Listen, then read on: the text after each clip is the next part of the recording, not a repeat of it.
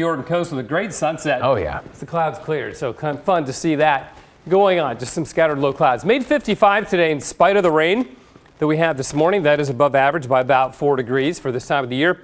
Troutdale busting out a 57. That actually was the warmest place in Oregon this afternoon, followed by Roseburg 56. A couple of places like McMinnville also making 56 and 50s on the Oregon coast. Tomorrow, sunset at 5:31. Our first post 5:30 sunset of the year. Fun to see that. We'll have some fog or low clouds in the morning.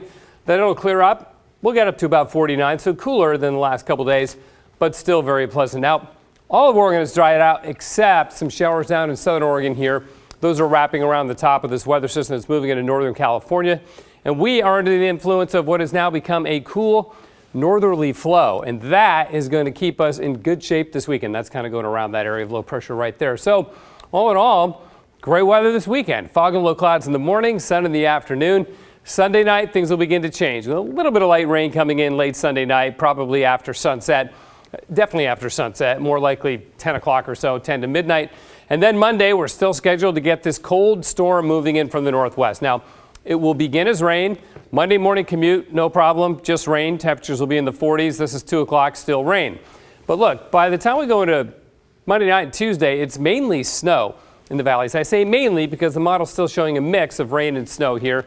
And that's one reason why we don't really expect big accumulations or really much of any accumulations on the valley floor. But just a little bit of elevation will get you an inch or two of snow, as I'll show you in a minute. And the other place that may get snow is actually at sea level on the Oregon coast. There's a reason for that too, which I'll explain in just a second. Then we'll stay dry for the rest of next week.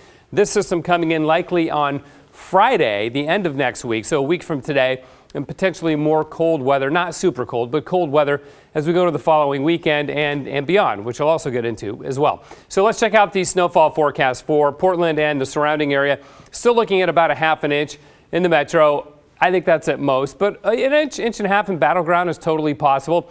5-6 inches up in Sandy, totally possible. They're up at 1,000 feet there, and then Mount Hood, of course, will end up with well over a foot of snow.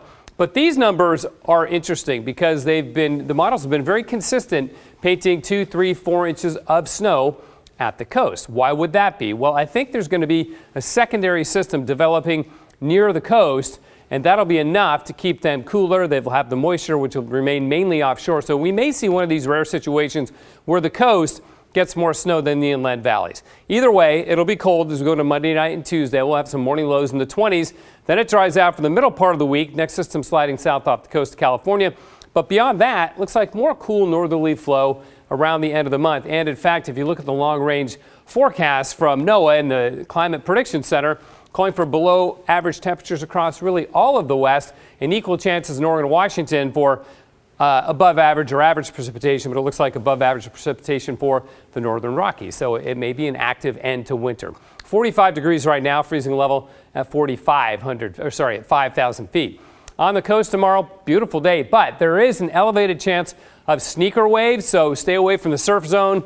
Keep your kids and your pets close by. Sneaker waves are waves that are different from all the surrounding waves. They suddenly run up much farther than the waves had been, and it's a danger, so definitely be aware of that. Morning fog and then sunshine in the valleys tomorrow. Up in the Cascades, if you're skiing, slather on that sunscreen because it will be bright and it'll be really quite pleasant up there. For Portland, fog and then sun tomorrow with a high of about 49. 50 again on Sunday. Monday, low 42, high 45, and then it really drops Monday night, and by Tuesday morning we're down around freezing, and the high Tuesday only 42. So big change from a couple of days there.